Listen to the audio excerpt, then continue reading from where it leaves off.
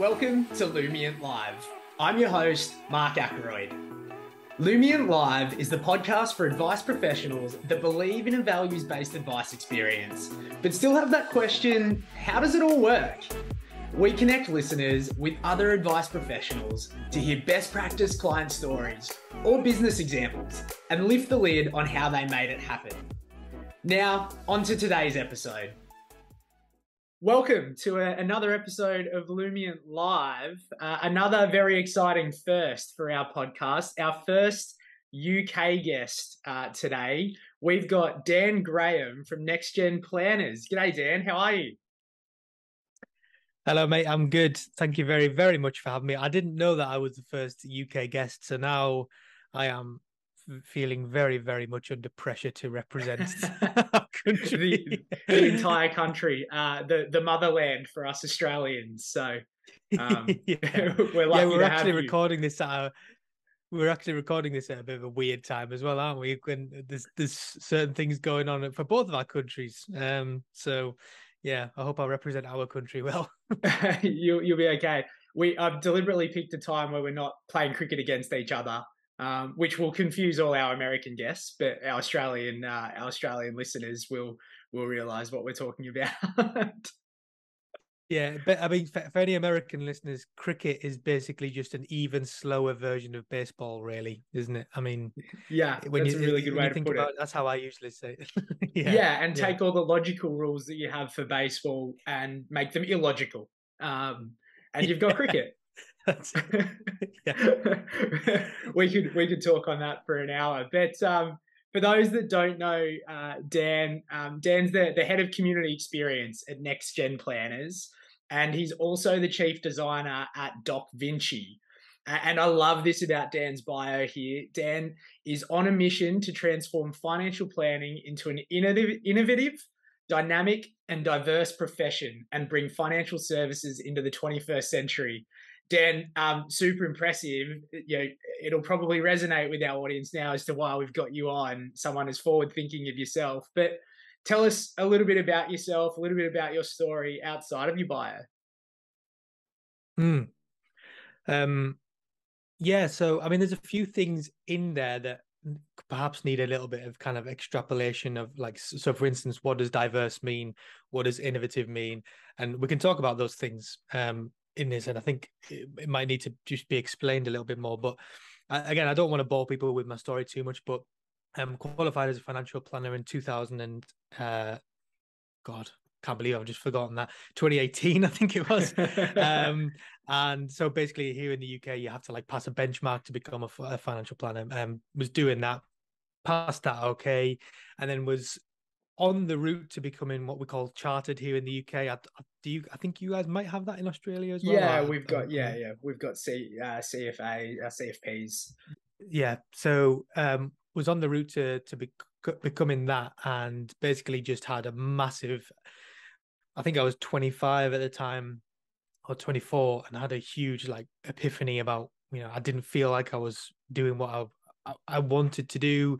I felt like financial planning is a fantastic profession to work in. It's a great career choice, but it wasn't for me just yet. But I still wanted to work in financial planning because it's such a great profession. But I was really interested in the marketing stuff and seeing how much our profession or industry or whatever you want to call it is in desperate need of that kind of help. It just made a logical kind of progression to get more involved in that kind of stuff.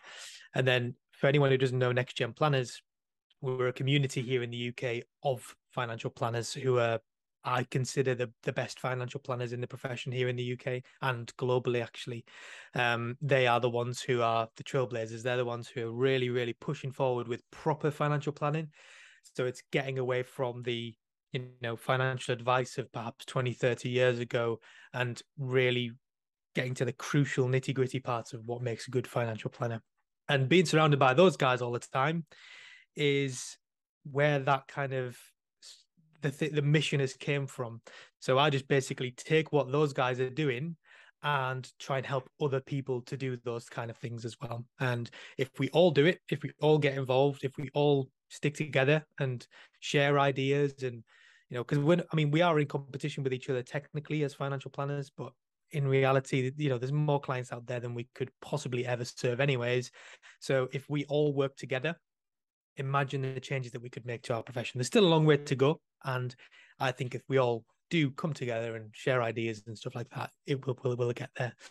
And then in the bio as well, again, I'm going to shut up in a second and let you ask your proper questions, Mark. You're right. On the bio, there's two things in there, which is diverse and innovative. So the diverse thing is something that I don't think anyone in the audience would probably disagree that we're not overly diverse just yet as a profession. We're getting better, and I'm always someone who's kind of this is coming from a white male. I'm not middle-aged, but a white male. So obviously my experience is different to those who are marginalized. But from my perspective, I am seeing a growth in diversity. And I think those people, those marginalized groups would probably agree with me as well. But I get really annoyed when people say that you can't force, in inverted commas, diversity, or that you shouldn't push for it and you should just let it happen. That's a ridiculous notion, I think. I get where it's coming from, but it's an idealistic notion. In reality, you can push and you can strive for diversity. So we've done this at NextGen, for instance. We've had a conference every single year for the last 5 or 6 years. And for the last 3 years, we've continuously had a red line of the speakers have to be directly equal. There has to be 50% female and 50% male. And we've achieved that every single year. And, all of the other things that we do, for instance, we don't speak on all male panels. That's pushing diversity. That's striving for diversity as well. And all it's doing really is allowing other voices to be heard. We can look at all the different things out there about the definitions of diversity and stuff like that, but that's reality, all it is. And then on the innovation side, obviously we're seeing a lot of innovation in our profession, and just like you guys are doing at Lumiant as well, which is fantastic. So I don't think we can get to where we want to be without having that as part of our mission statement as well. So that was a very, very, very long-winded story, and I hoped to keep it short. No, I like it and I appreciate it. It gives great context and shows why you're a guest for us, right? That breadth of thinking is what our industry, regardless of country borders, needs. And it's warming to hear you say that. One bit in your bio that we haven't probably unpacked just yet is your company docVinci.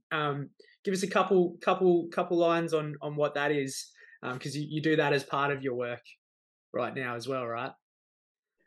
Yeah, so it's an interesting story with docVinci, because like everything else, well, not like everything else, but a lot of things, it started as just a little side hustle that we were doing during lockdown. Yeah. And it started because I was working in a financial planning firm at the time, and I was annoyed at our documents because of how dull and boring they were.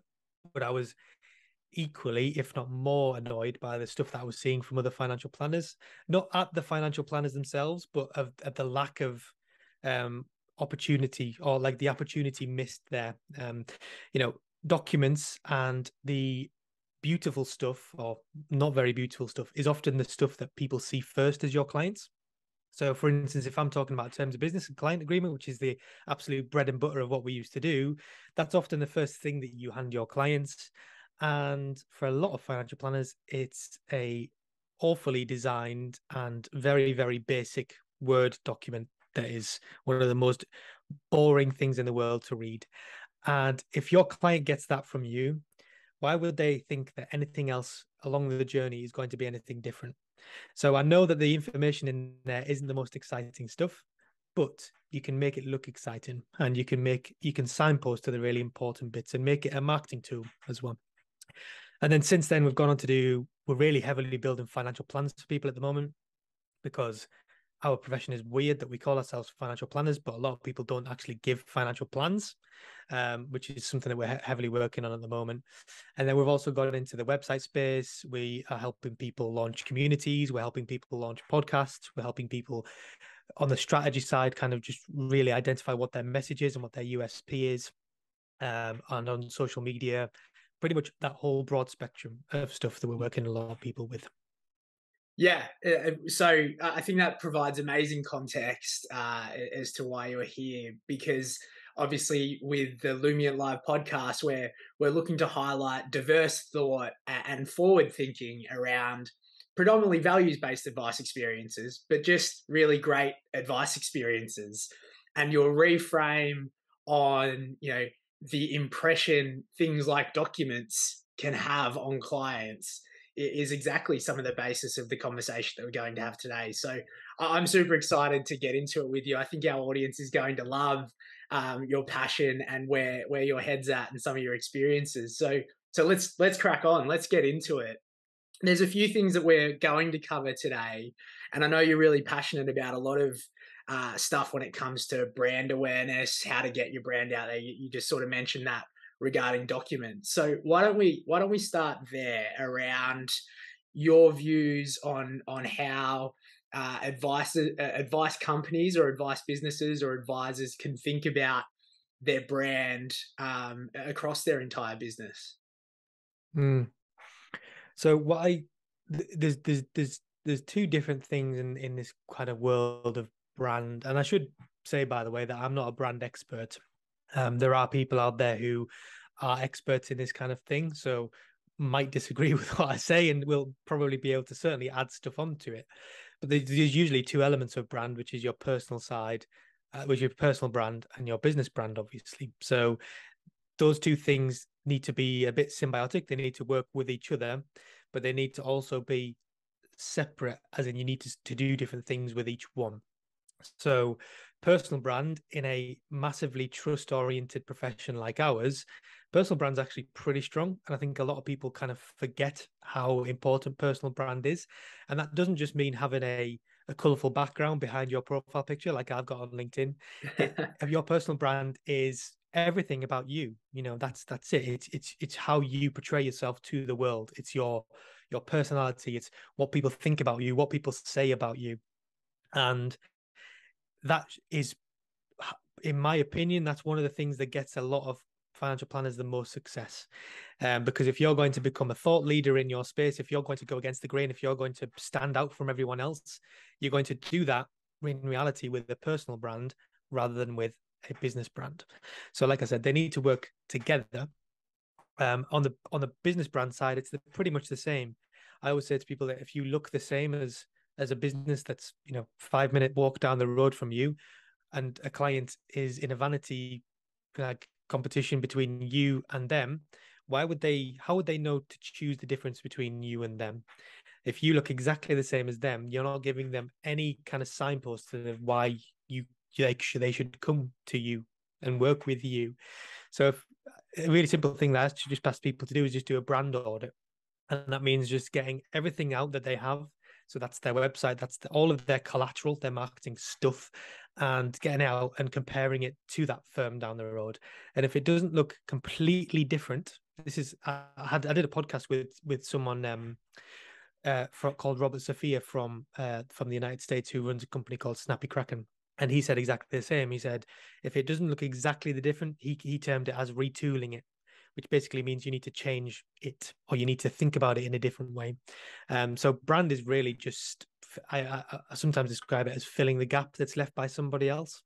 So it's, what makes you different and what makes you stand out in those different areas. And in my opinion, personal brand should be the way that a lot of financial planners should be heading nowadays.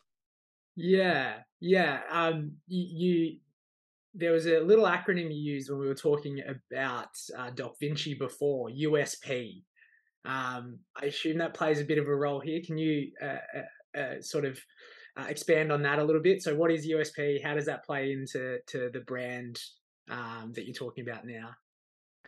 Yeah, so USPs, I think there's maybe different definitions of the acronym, but I would say unique service proposition.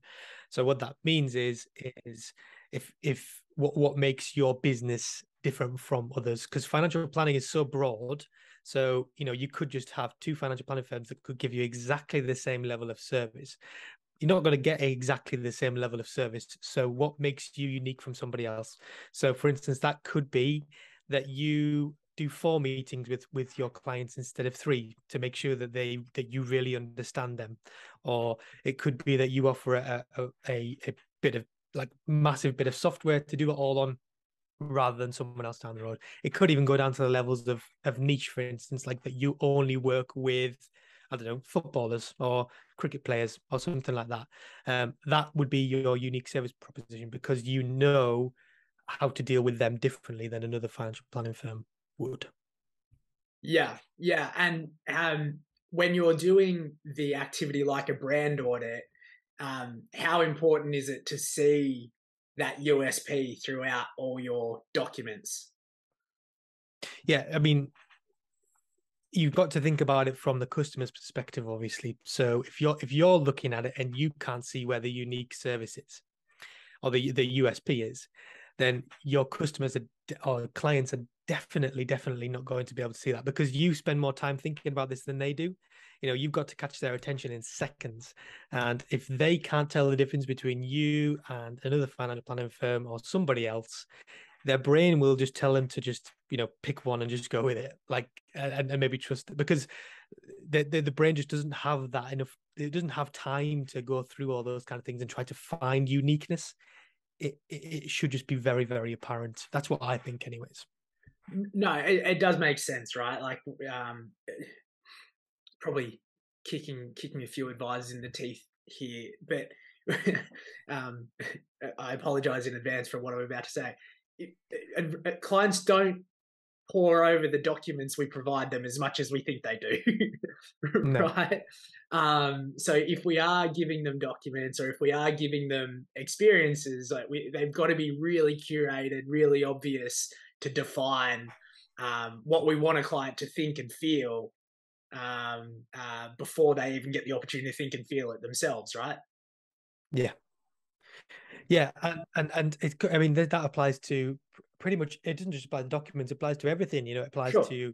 to like we are a bit more kind of attention deficited, if I can say that Hey, nowadays.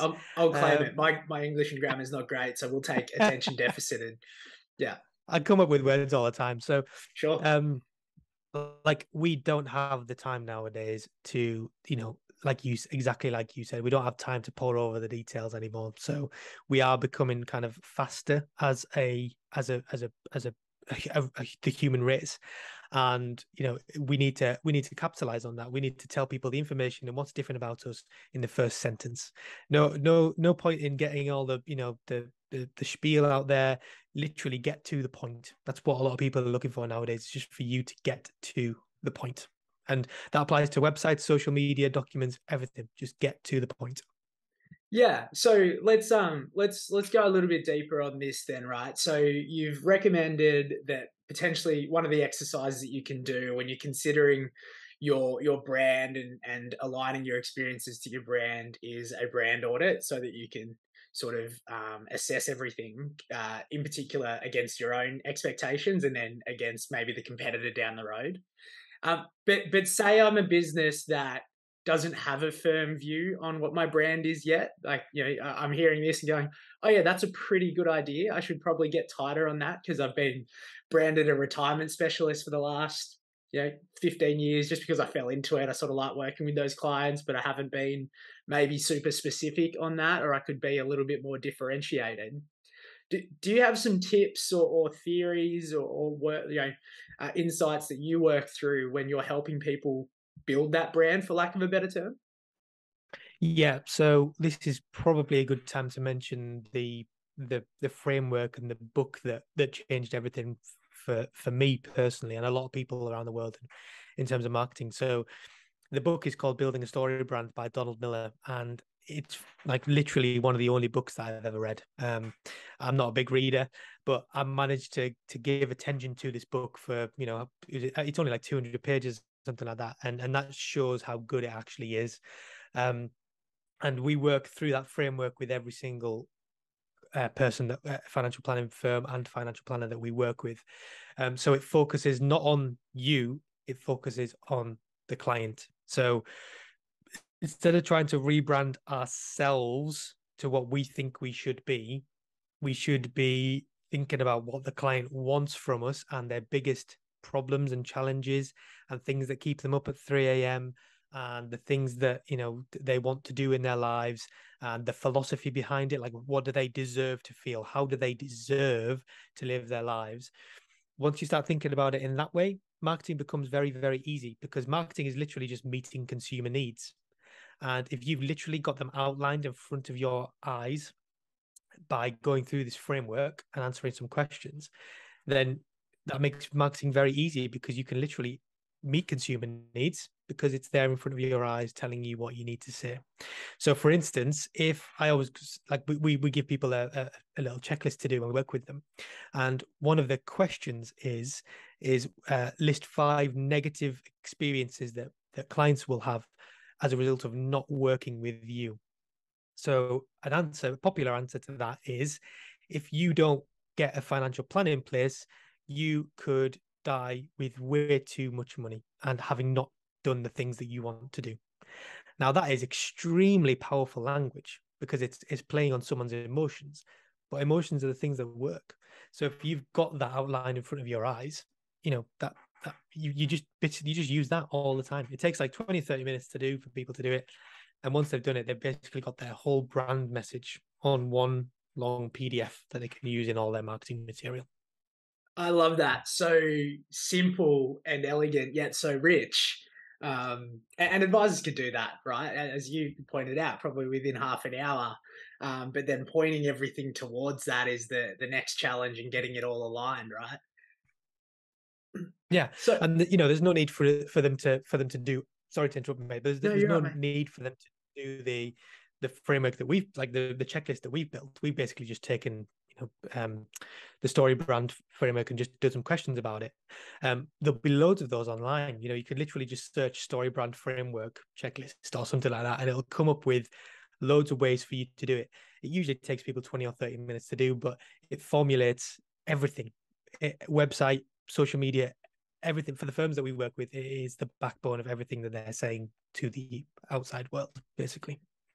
Yeah, so you work with a ton of firms, whether it be through docVinci or through your community engagement at NextGen Planners. I loved how you framed that. You know, there's enough clients out there for everyone. The challenge for us as an industry to solve is how we band together and just be better for everyone, right?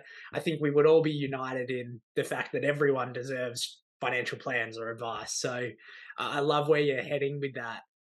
I'd love to tap into your network and your learnings from your network while we've got you, because obviously you bring a diverse piece of thinking, given you're our first UK guest. So we'd love to hear what's happening over there. And you've got a great community.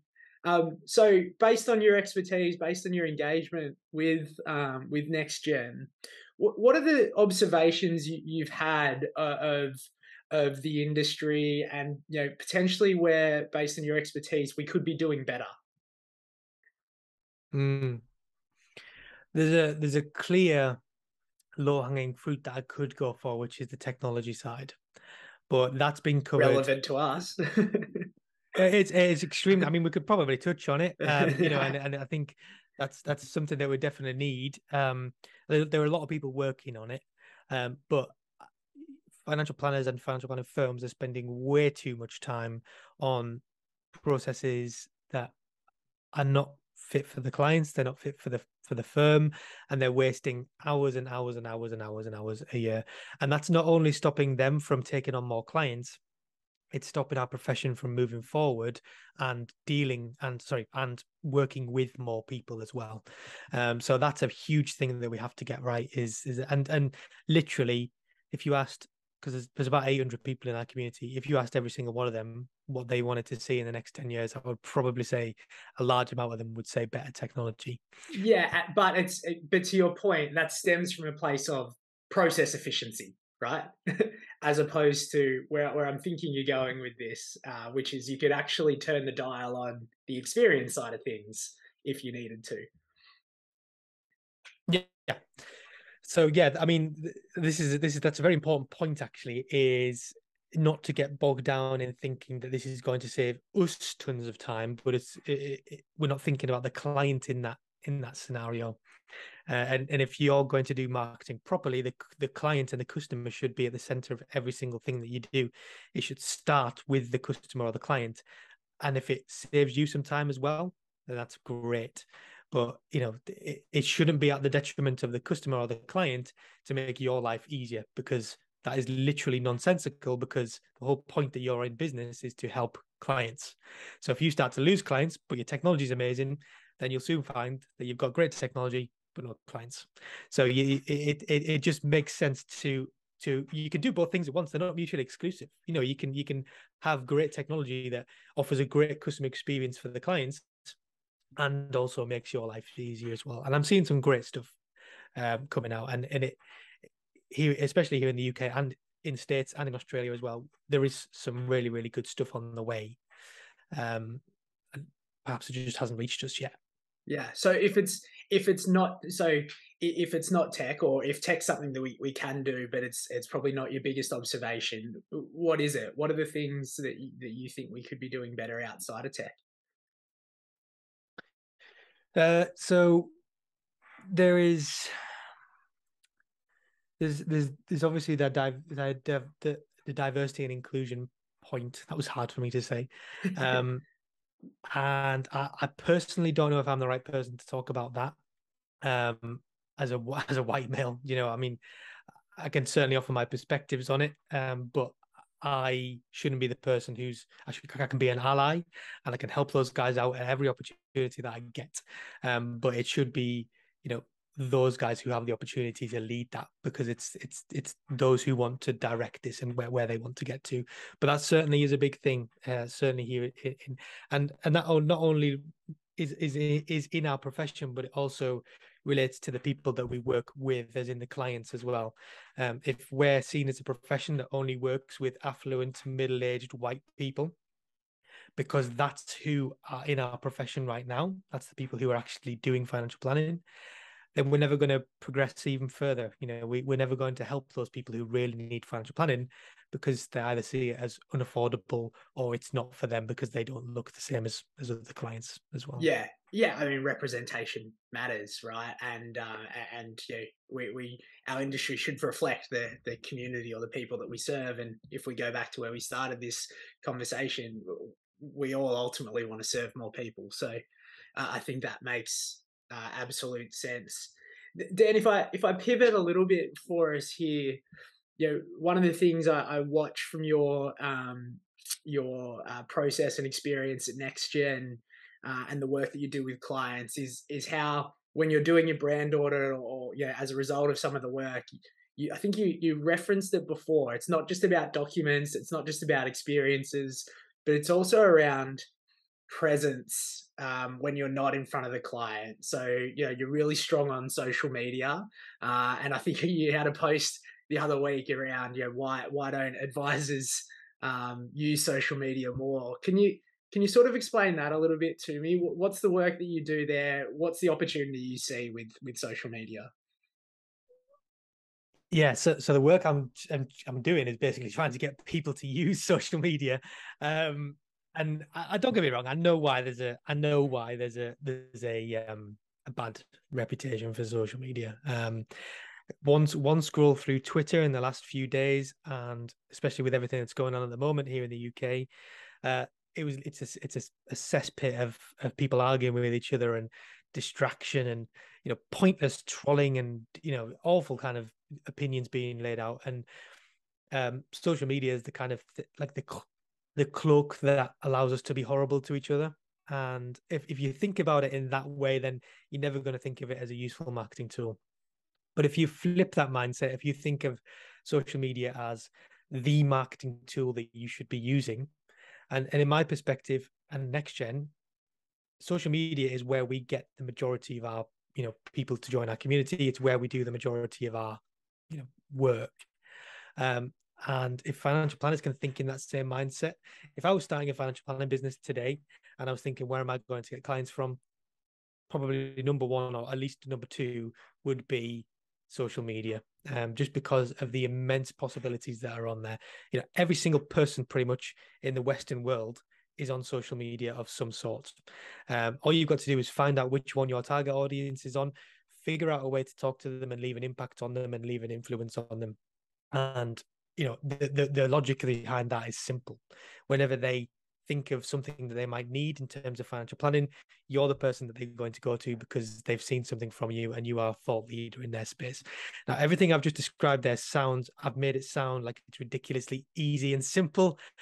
It's not. We all know it's not. And there's no point in me just telling you guys who are listening to this, go on social media today and start posting something, because it's just not, it's not as simple as that. And it just doesn't work like that. If someone told me that 4 or 5 years ago, I'll be like, oh man, shut up. Like, I'm not going to do that. Like, it takes a lot more than that. It takes a lot more confidence. It takes a lot more testing what works, what doesn't. Some stuff you'll post and they get no engagement and you'll get nothing in on it. And it really does hurt your confidence because you think, what is the point in doing this? No one's looking at it. There's no point in me doing this. But then the next day, you can get a post that gets loads of engagement. You get 3 new clients off the back of it, and it's worth that one day for the rest of the year. So it's an up and down world, and it takes a lot of resilience and a lot of does take a thick skin, because you are going to get some people who disagree with the things you're saying on there as well. But it's a massively powerful tool, and all I'm trying to do is get people to be a bit more confident with it. I'm not trying to get it to be their number one marketing tool and something that's huge in their marketing strategy. Just use it little and often if you can. That's all I'm trying to get people to do. So let's go into that a little bit, because you made a good point. It seems ridiculously simple, but there is art behind it. One of the things we hear often is when we're speaking to advisors is organic growth is slowing in some of the markets that we serve in particular. So take the US, for example. We know that organic growth is hard to achieve. So this seems like something that could be a great tool to try and stimulate some of that organic growth. So we've probably got a bit of a captive audience here going, well, okay, all right, if I wanted to have a crack at social media, what do I do? So what would be some tips or actions that you might recommend when you're working with people in your community to get started on social media? God, there's so many. I'm just gonna literally just wax lyrical, and you can stop me when. Riff away, mate. Riff away. Because this is ridiculous. The biggest thing is finding someone to hold you accountable, or finding a way to hold you accountable, because it's like any habit. You need to get into the habit before you can call it a habit. And one of the good ways to get into a habit is by finding someone or something to hold you accountable. So if you're looking to lose weight, for instance, you could find a personal trainer who would hold you accountable to go to the gym, not only by forcing you to go, but by making you pay £300 for access to them for 3 months or whatever. So find someone to hold you accountable to it, get them to check in on you and saying, why haven't you posted today? What are you posting about this week? I'm doing this for a firm at the moment that I'm working with, and it works because they post every single day. And it's not long, it's not a massive amount of stuff that they're posting, but at least they're posting every day. And that is another great point, which is consistency. I see a lot of people posting once, or posting every day for 1 week of a year, and then they don't post again for the next 6 months. And arguably everything that you've just done during that week is completely pointless now, because if you're trying to grow an audience, you don't do that by showing up once and then disappearing for 6 months. So give yourself a target of posting every day or maybe posting two times a week for 6 months, and see how, or 3 months. Let's reduce that. Let's just say 3 months, and come up with a bit of a plan of what you're actually going to talk about on there. And that's one of the biggest things for people as well. So we can come on to that if we want to. But as long as you've got that outlined in front of you, that makes it a lot easier to do it as well. Another thing is where there's this thing at the moment called zero-click content. I don't know if you've seen that, Mark. No, but I'm intrigued. It's the right catchy phrase to get my attention. Yes, so I'm actually thinking about launching a course on this here in the UK as well, because I see a lot of people, financial planners, posting on social media, which is basically a link on their social media with a terrible stock image, a link to their blog on their website. Yeah, or an article. Yeah. I personally, I don't know if anyone else in the audience ever does this, but I would personally never ever click on that blog. I want someone to give me the information now. I don't want to have to go down a rabbit hole to get that information. I want it now, because if you don't give me it now, I'm going to find out anyways. Like, I'm going to go somewhere else and find it out. So give me that information. Even before, when I said get to the point. Zero click content is this idea that people that you create content that people don't even have to click once to get. So if they're just scrolling through social media, the argument is that you have everything that people need to know either in that post or in that video that saves them from ever having to click on anything that you do. And it also works on Google, for instance. Like if you put something into Google, a lot of the time Google brings up stuff that means you don't actually have to click on anything. So, like, I don't know if you ever Googled something and then it comes up with a Wikipedia page to the right-hand side, which explains what it is. That's zero-click content, because you don't even have to click on the Wikipedia thing. It just brings it up on the right-hand side. So you're like, there we go, done, 10 seconds, I've found out what I need to know. I've noticed my iPhone does that a bit. If I use the search bar rather than like sending me to the Wikipedia page, it would give me like, so say if I Googled an actor, rather than sending me to the page, it'll just go, all right, here's a short summary. Is that everything you actually needed? Yeah, it is. Yeah, I mean, it's absolutely brutal. It's getting us to the point now where, wow, we don't even have to click on anything to get the information that we need. And it's like, if you imagine this even 10 years ago, you would have thought like that's some kind of dystopian future that we'll never get to. But we are there now. And the best content creators and the best people who are using social media as financial planners are creating zero-click content. They're creating stuff that is on that platform, designed for that platform, which means that people don't even have to go anywhere else to get it. So an example is on LinkedIn. If you can create a 1-minute video that automatically plays, so if you upload it organically, as in you don't like just post something from YouTube or something like that, or repost somebody else's content. If you post that video less than 1 minute with a bit of a post in there, that's zero-click content. LinkedIn loves that kind of stuff, so you'll get more impressions, you'll get more likes, you'll get lots of comments and stuff like that. And it will often, when people are connected with you or following you, it will come up pretty high on their activity feed, because you've worked with the algorithm to make sure that you come up first as well. So it sounds, I'm using loads of different words here that people might get a bit confused about, and we can go into any of them. But of course, we are in a jargon-filled world, aren't we? So yeah, I mean, just add it to the list of jargon. No, I like it. So hold you, get someone to hold you accountable, consistency, zero-click content, just to name a few. Right, we could keep going on that sort of stuff. But maybe the point I'd like to pause on to summarize some of this and maybe just unpack a little bit more. It strikes me that a lot of what we've discussed today, and a lot of the work that you inherently do for advisors, is about presence.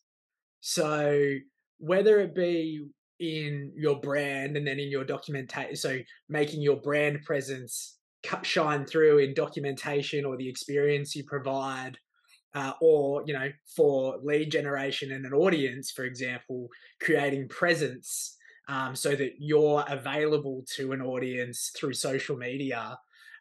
It starts to create a nice little link for me. I wonder if you've got views on, if it's social media, that may be the strategy here, but the creating a presence in between meetings. So like we control presence in meetings through documentation or through the experiences we provide. We're creating presence, for example, through our social media strategy for new leads. But it strikes me there's potentially if I could coin a phrase, presence gap in between meetings for clients there. Do you have a view on that? Yes, and you've touched on one of the most important points that I've talking a lot of people about at the moment as well. We're running out of excuses nowadays to not communicate with our clients, a lot. it really doesn't take that much work to send your clients a quick 1 minute video in between meetings just to let them know where they are. So it can often be it can be sometimes like maybe, I don't know what it's like in Australia, but it can often be like maybe 4 or 5, 6 weeks for clients between that first meeting and the second meeting. So you've talked about all that cool, exciting stuff, like we're going to help you get that motorhome when you're 65. We're going to help you retire 5 years earlier than you thought you were going to. We're going to help you get all this awful finance stuff sorted out so you'll never have to think about it again.